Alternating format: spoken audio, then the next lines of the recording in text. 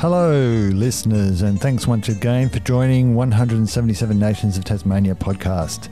Since ancient times, Cyprus has been an important link between the great civilizations of the Eastern Mediterranean, the Middle East and Africa, with each leaving their mark in different ways. The modern nation has changed a lot in the last 100 years, within which time the country has experienced war, poverty and upheavals that have caused many Cypriots to migrate to far-off places like Australia.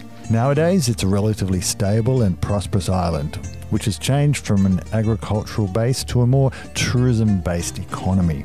In common with the seafaring peoples of Cyprus's history, Markelos caught the travel bug early, and rather than pursuing further study after school, found travelling the world would be his university. After travels in Europe, the Middle East and Asia, he came to Australia looking for work, got caught up in COVID border closures, changing his plans, and eventually decided to come to Tasmania to study to be a commercial diver, which he has completed, and he's been working at fish farms north of Launceston.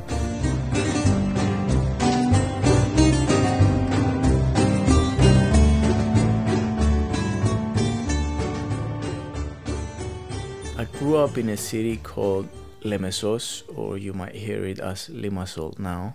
It's the second biggest city in Cyprus. And growing there, I remember my childhood. It was, and the place was very different when I was growing up and now. And in fact, many things have changed, and they have been changing since like the past 100 years. The country have been in several wars, and it's an interesting place, interesting history and culture. And what are your sort of strongest memories from your childhood growing up there? Lots of good and bad memories. Always family was very important, and it's something that it still is. So being on the other side of the world for me, without my family, it's hard, and we always keep in touch. We grew up with values, with some values of we always take care about each other, and I think it's some common values that all cultures do have, and that was their way to survive through their centuries, I'd say, because people need to stick with each other because it was very hard to survive on your own, and it still is. Being here in Australia, I can see that being here, it's a privilege that I earned. As a child or as a young man, what sort of activities were available to you in Limassol? Playing in the streets. Mm-hmm. We're playing football or soccer in the streets. Soccer, it's the biggest sport, just like many other countries in Cyprus. And our activities also involved a lot of the sea, because it's an island. Wherever you go, you probably can see the sea. Even if you're up in the mountains, you can always look the sea. So it was a part of my life as a child, and I wouldn't realize how important for me it was, even just to look at the sea, until I went traveling in places where I couldn't see the sea, and it was like a part of me missing. But I'm in Tasmania, which is an island, so yeah, pretty much can see the sea. It's a medicine. Yes. So it was feeling stressed or sad, getting in the water. It doesn't matter if it's cold or warm.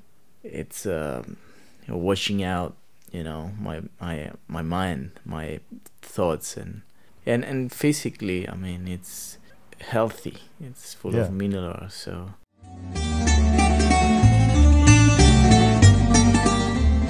And where you lived, did you have a lot of family living close by? It's a big family, as I said before. Family is very important. So we will meet my aunties and my grandparents pretty much every day. And we would have after school lunch, all of us together. My grandma will cook for everybody, and sharing was a bit big part of growing up. And I think I'm very glad that I had the childhood that I was in, and not only everything wasn't perfect, we had many struggles, but I can see now growing up that those struggles brought values and made us appreciate things that many people take for granted. Who in your family, so do you think, influenced you the most? That's a good question. I think both of my parents were the biggest influence, because we all look for the ideal or what we should do on our parents, and it's a hard question to answer. I think my mother have influenced me in a different way that my father did. I believe that my father brought me values of keep fighting and achieve results, whilst my mother was in a more of a emotional side, and she was more there when I was not good. And in terms of confidence, I think it was my father's job. In sports, in school, competition. Was one of the values in your family like to push you academically? Like, was it important to do well in school, or did they just want you to be happy? That's it's thank you for bringing it up, actually, because I believe in Cyprus it's a part of the culture nowadays. Maybe people don't want to push you to do something that you don't like, but they made it very clear that they want you to proceed academically, which I'd say subconsciously puts pressure on the kids.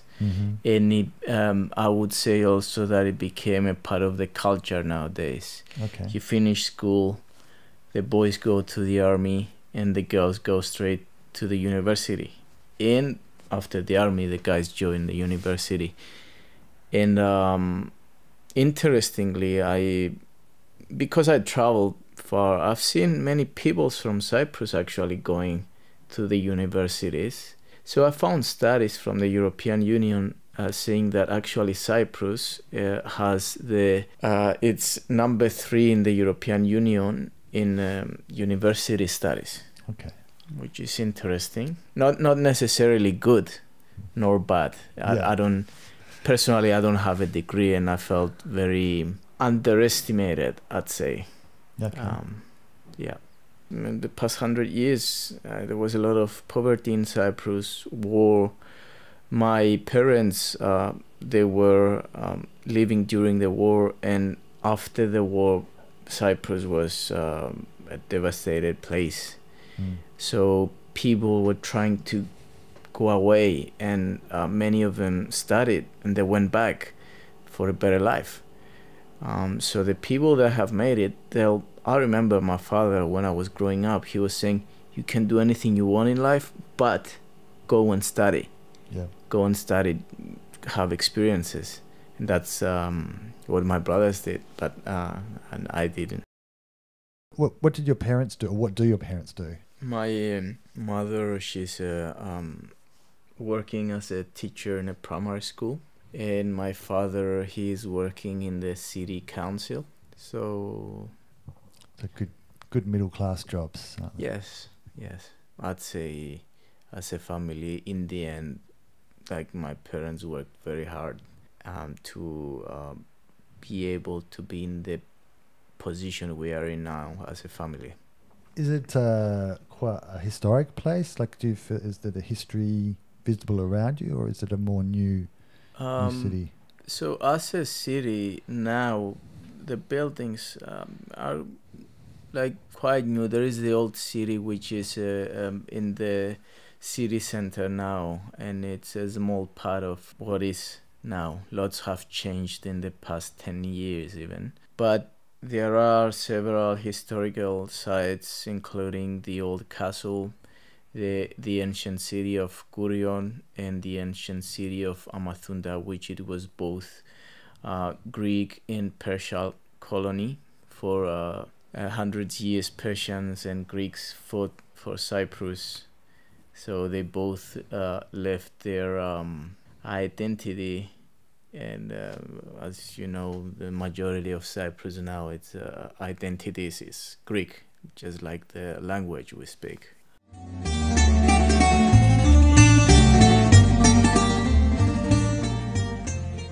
I know that the topic of the history of Cyprus is a very big, long one that we could talk about for hours, I guess. But it has a bit of a different history to Greece, doesn't it? It's more there've been a lot of different peoples. Lots of like any colony you can imagine, it probably passed from Cyprus, from like ancient times. We're talking about Greeks, Italians, Portuguese, Spanish, French, English, Arabs, the Ottomans. Yeah, they all passed.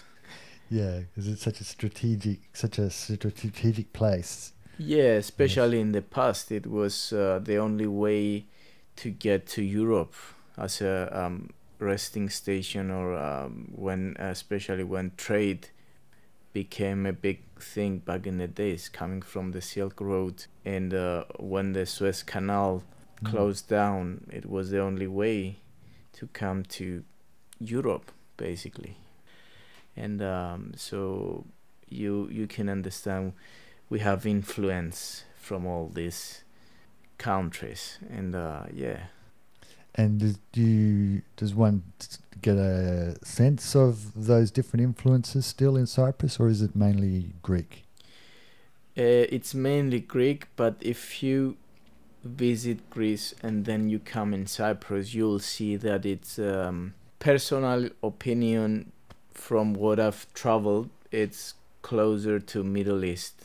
Okay. So the culture is Greek with a lot of Middle Eastern influence, and you can see even when you taste the Cypriot food, it's Greek, and it's between Greek and Middle Eastern. I gather that Cypriot Greek is quite distinct as well from... Yes, it's a different dialect. Many people, they ask me why we say slang, and I said no, it's not a slang, and there are people like specialists about languages that they can say why it's a dialect, but basically it comes from Greek language, and Greek language is very ancient. They went through many phases, and so for example, we have many more similarities to ancient Greek and classical Greek than modern Greek, which is widely spoken in mainland Greece, basically. So that actually proves the authenticity of the Cypriot dialect. So then if you're speaking Greek with a mainland Greek, they can tell automatically that you're from Cyprus from your dialect? Yes, exactly. Yeah. Many times hearing a Cypriot in Greece from like hundreds of meters away, you can spot, okay, he's from Cyprus.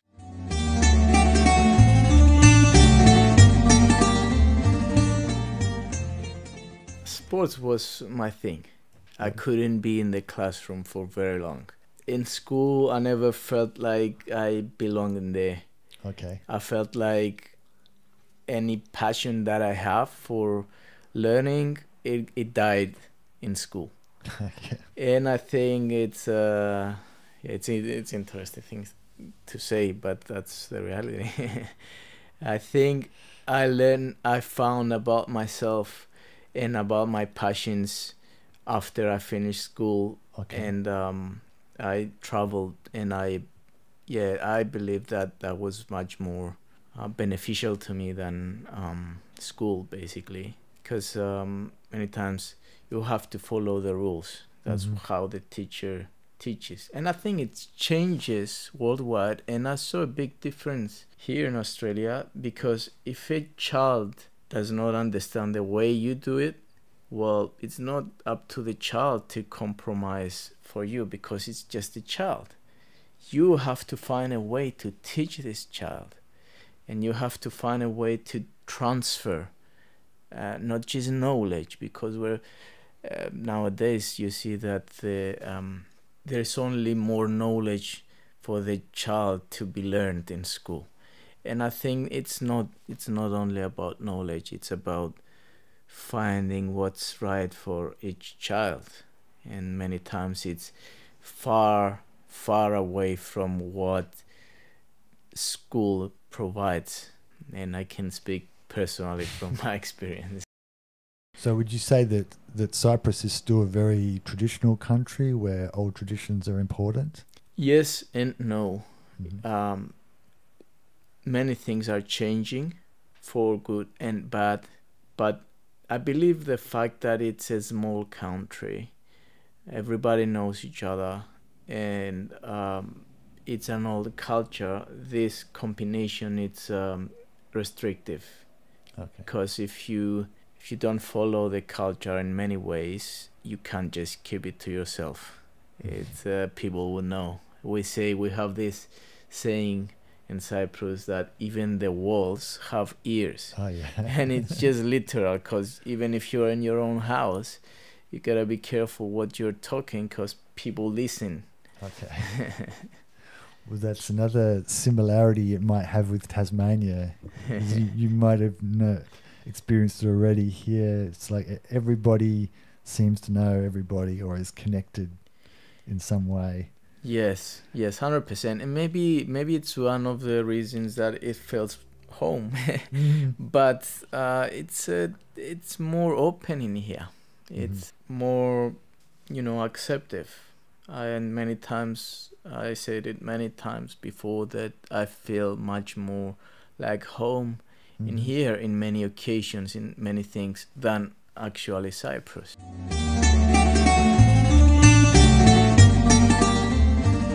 When you were at school, did you have some sort of idea or plan as to what you would do when you left, like when you grew up, I suppose? Yeah, well, I was really into sports, so I guess like growing up, I wanted to do something that I will be able to be sustained financially, that includes sports. In fact, I went to university for a year, and then I dropped. I realized that that's not what I want to do. And I guess there were things happening while I was teenager inside of me that I couldn't see, and that's like brought back memories from school, and that was too much for me. So I decided that I'm going to travel, and I think that's the best decision I ever made, because I saw so many different things, cultures, than what's actually Cyprus. And what gave you the idea or the motivation to travel? Like, what put the idea in your head? I think it was always in the back of my mind, traveling and being free, experiencing the world. I think it's many people's dream, but to travel the world for so long and to expose yourself in such uncomfortable position that I've been through, and keep traveling, I think there's something deeper than just the desire of travel. There is triggers, events probably, and it could be just maybe I was unhappy where I was. It could be, events from school, childhood, memories, which I think it's a very healthy way, as long as you realize that it's not about, you use these events as a motivation for new experiences rather than walking away. And I've got to say that's the best decision I ever made in my life. I travel a bit in near home in Middle East, in Africa, a bit of Europe, and I traveled in Southeast Asia, and I just didn't want to go home. I ended up in Australia. I thought that I could have, there'd be many opportunities for work and save up some money and see what I can do later. Then it was COVID. I went through the big bushfires, and then I stuck in here. And you were here on a working holiday visa, weren't you? Yes. Yeah. Yes. I think my story, it's many people have the same story, because there was these events that many people got stuck in Australia. But in my case, the money I saved up that I couldn't go traveling with, I decided to study and be a commercial diver, which that's the reason I came in Tasmania. And when I came in Tasmania, I ended up working and save up a bit more, do like courses, and I just basically finished recently. And I found work here, and I like it, the way, people live here. It's very livable for me, nice and easy. And that's why I'm here.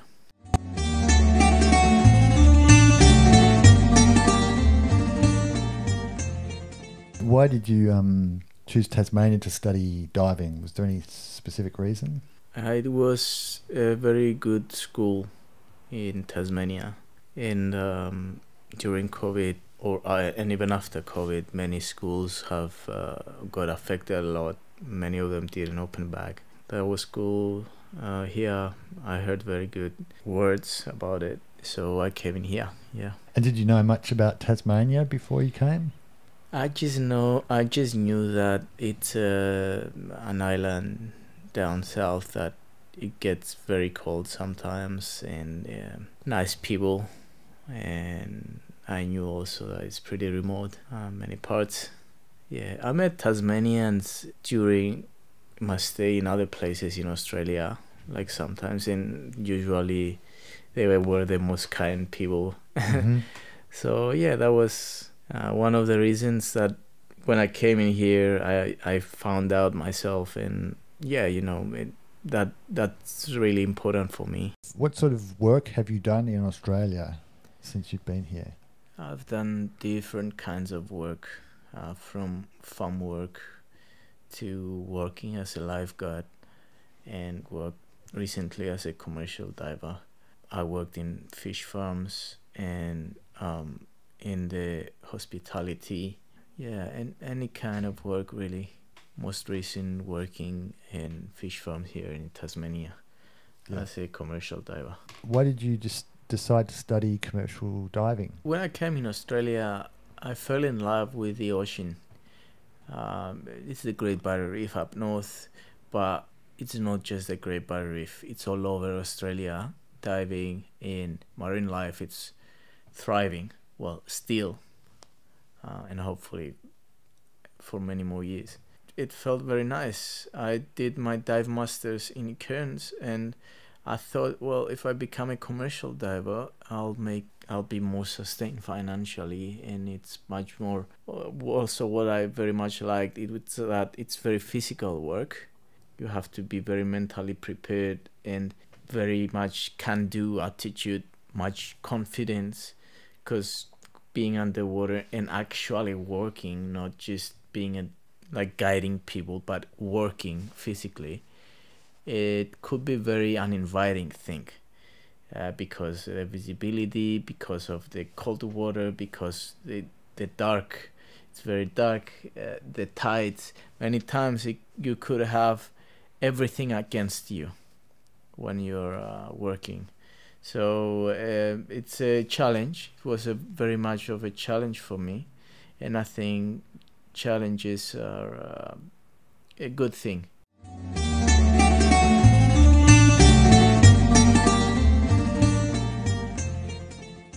I remember you mentioned when we were talking on the phone, you'd met Cypriots and Greeks in Australia. Were they mainly people who'd lived here or migrated a long time ago? Yes, mainly people migrating here after the war. There was, for example, for Cypriots, there was a big migration after the war in 1974. Many people would send their kids here for a better life, and because it was a war, it was different times too. Then they would go in the Cypriot community, and people would put them in their home, raise feed them, raise them many times. And yeah, the same with all the times after the World War and the Civil War in Greece. Many times people migrated and for a better life. And did you find that they were different or similar to people in Cyprus now? It's interesting because most of them, they spend their whole life in Australia. They left Cyprus as kids. They have some traditions that they are not carried anymore in Cyprus, but I'd say it's a mix of culture. It's a mix of Australian and Cypriot culture. We create something different, unique to a Cypriot or Australian, because they were raised in here with the problems here, so they have different mentality. And so when was the last time you were in Cyprus? I went in Cyprus last year, probably a year ago. I was in Cyprus. Okay. Visited my family and we went in Greece for vacations. And so how long had it been since you'd been home at that time? Oh, that was 4 years. 4 years? 4 years, Wow. yeah. Did you feel things had changed, or did you feel that you had changed and were seeing it with different eyes? Some things have changed in me and in Cyprus, and some things just remain the same. But at the same time, things have changed for good and bad. Yeah. Going back in my city and seeing that there are so many more people and there is no structure to accommodate these people, it's hard. It creates a chaos. And seeing, we used to drive the highway to my city and you could see the whole city, the coast and the sea. It's basically a 40 kilometers coastline. And going back home a year ago, I couldn't see it because there are so many skyscrapers now that you can't see the sea. Yeah, right. And it's sad. It's very sad for me. They call it development. Is that because of the amount of tourism that you now have there? Many investors came in. It's a part of trying and grow the place. But, it's our whole structure of society, what we call grow, it's growing, I guess, against nature. Yeah. And that's what our structure of society is. And that's a part of why I like Tasmania, because there's a lot of balance between growing in terms of socially, economically, and growing nature.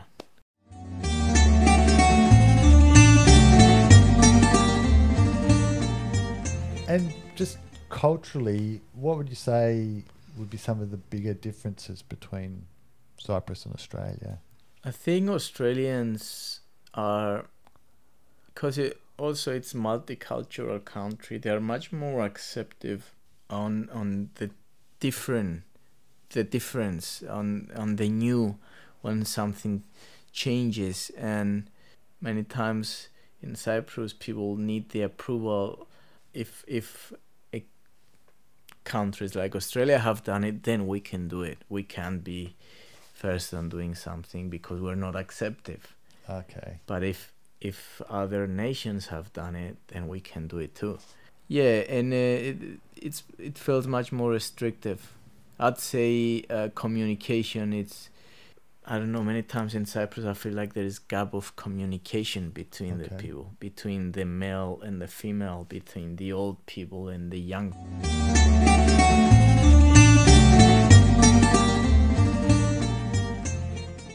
I believe it's necessary to travel.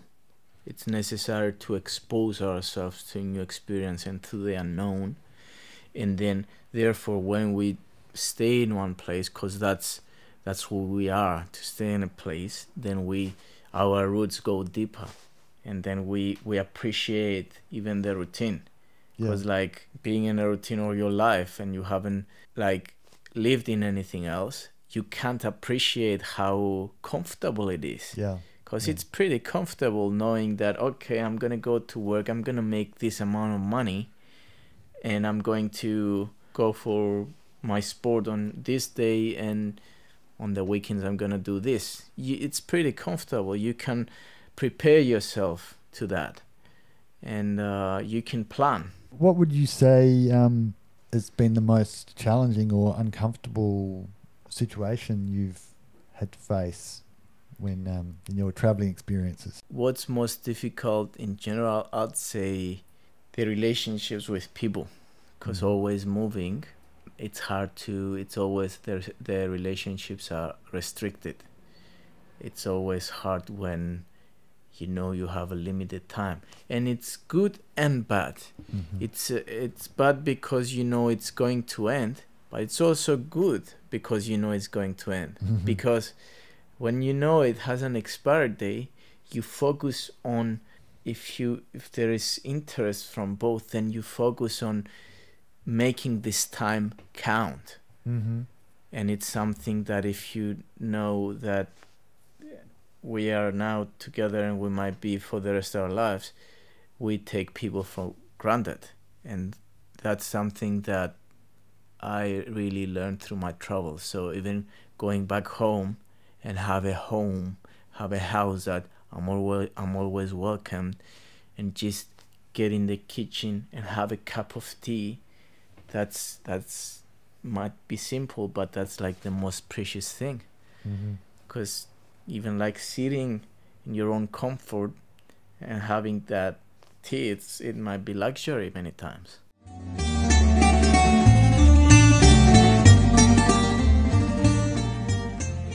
Yeah, I think traditionally in many countries, the earth, agriculture is keep the culture alive. And it was a need of the people back in the days. They had to do agricultural in order to sustain their families. Nowadays it's you can do anything you want, but because it was a need and most people were doing it, then slowly people started moving away from that. And not just in Cyprus, but all over the world. Yeah, absolutely.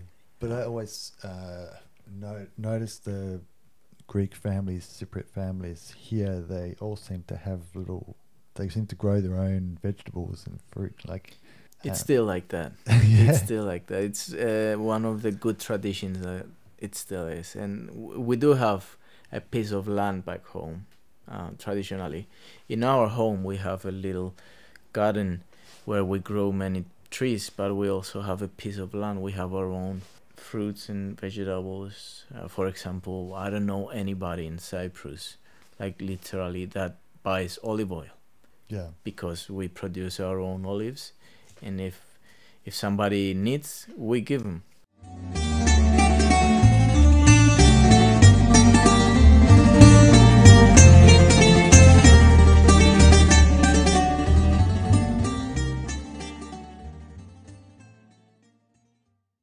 Thank you for listening to another episode of 177 Nations of Tasmania. Don't forget you can also follow us on Spotify, Facebook and Twitter. Just look up 177 Nations of Tasmania. And thank you again for listening.